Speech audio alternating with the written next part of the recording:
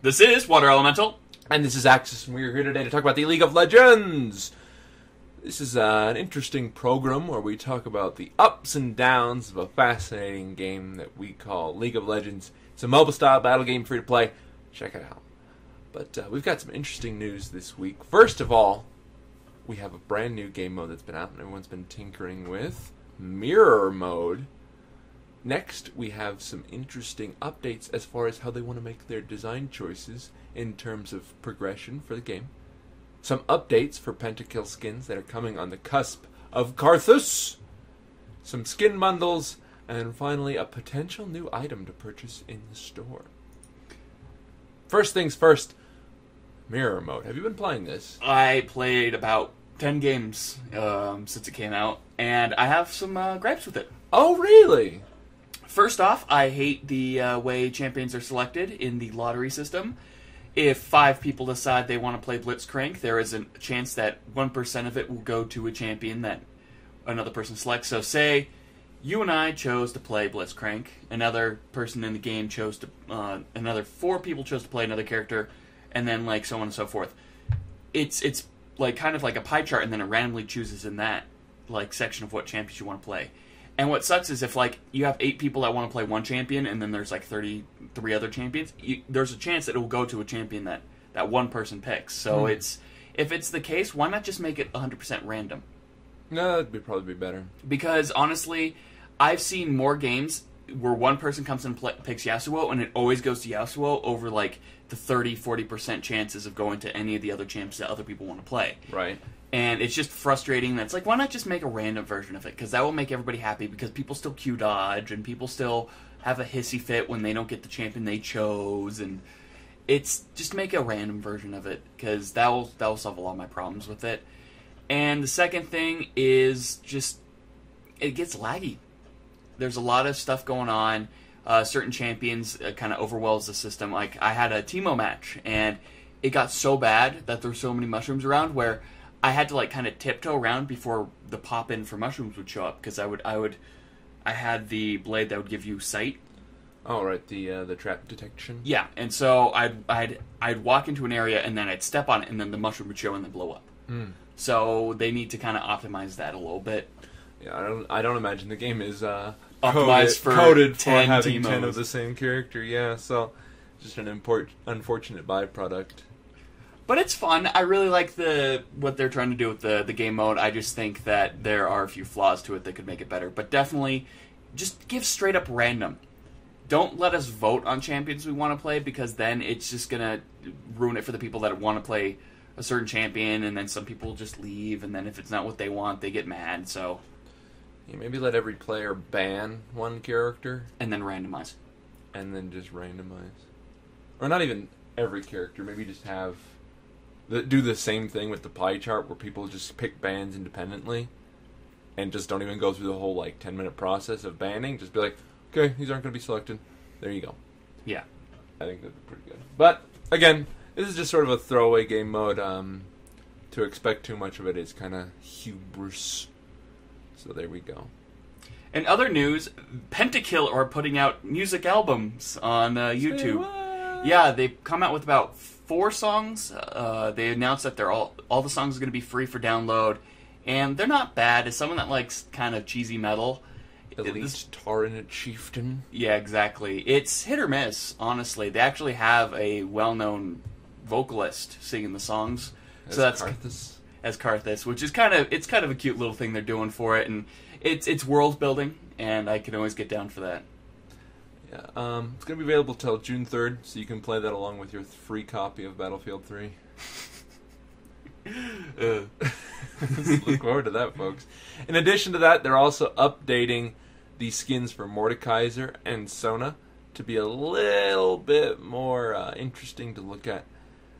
Those are kind of older skins, so they're updating them to sort of match up. I think they should probably update maybe Yorick and Olaf as well, but we'll see. Well, Olaf has one of the newer skins out of anybody. And it does have some of the drum effects to it, but I think they could do more. Yeah, from what I've seen, it's not really like a big change. It's just they kind of made him look more like the new splash art they have for the Pentakill album. Sure. Which is understandable, and I'm okay with that. But I have no problems with it. I love the new splash art. It is very dynamic, and everybody on there looks pretty badass. Interesting. Some interesting design choices they've gone ahead and made. They put out sort of a mission statement about how they want to address League of Legends in the future, and they said they're going to be focusing on some very interesting things. They first of all want to have every choice you make as far as building a character be meaningful. That includes your masteries, your builds, and your runes. They want to make sure that every character is viable, and they want to make sure that in terms of development, they want to make sure they have clarity, so that way everyone has mana. No, it's not that kind of clarity. They want to make sure people have a understanding of what's going on at all times. They don't want to have situations where things look like they shouldn't have hit and they hit, or, reticles or AoE effects that deal damage outside of the circle when you're dealing damage. So they're trying to make it so off a glance you know exactly what's going on at any point in time. Indeed. League is a very visually distinct game. It's got a lot of bright colors. It's got a lot of interesting things. So making things pop amongst all those bright colors can be difficult. In darker games like Here's a New Earth or Dota, or even Smite to some degree. Smite's still pretty colorful, but it's still pretty easy to see stuff. Because the color palettes are usually so mundane, when something pops like a bright green circle or a red circle or a particle effect, it's really easy to see it. So getting that same effect in League of Legends might take a little bit of effort, but I think it's something that's definitely within the realm of possibility.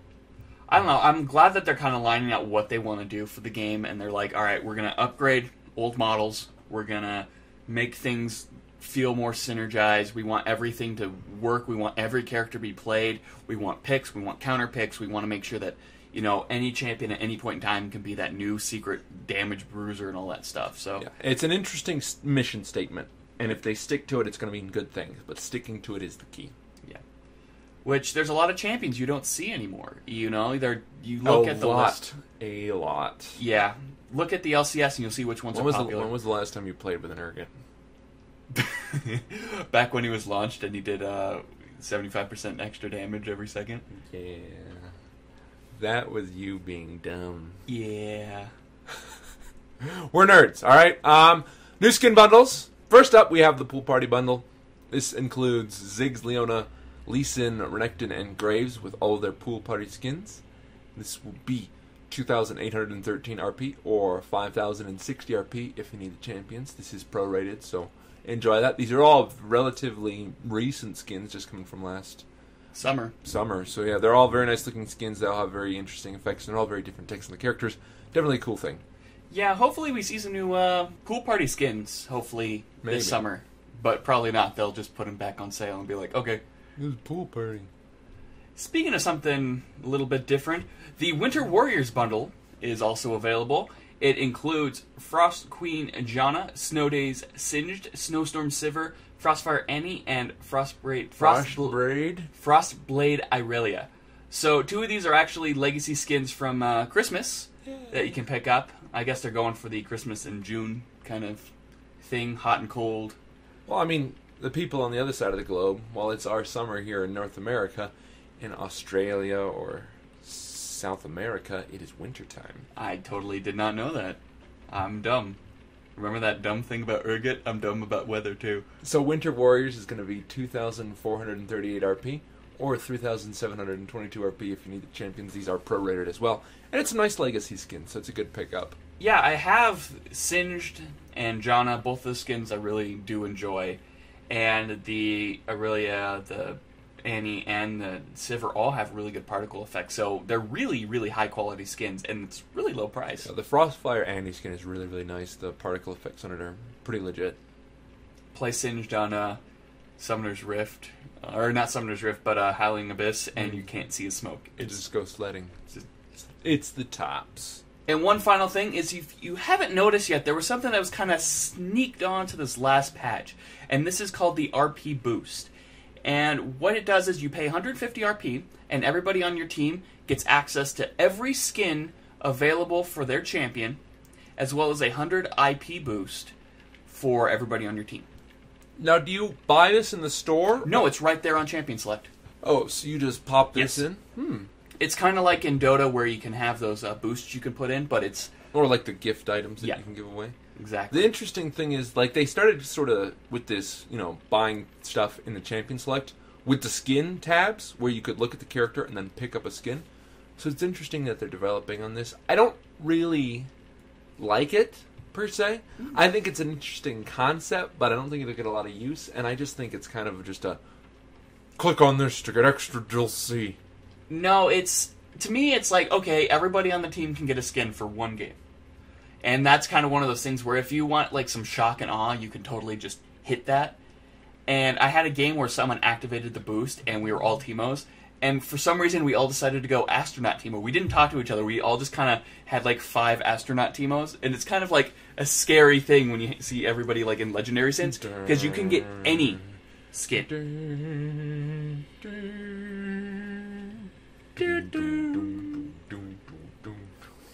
Just Teemos bouncing towards you. It was scary, dude. But yeah, you can have any skin. Legacy skins, retired skins, all that stuff you can just Okay, use. That's interesting.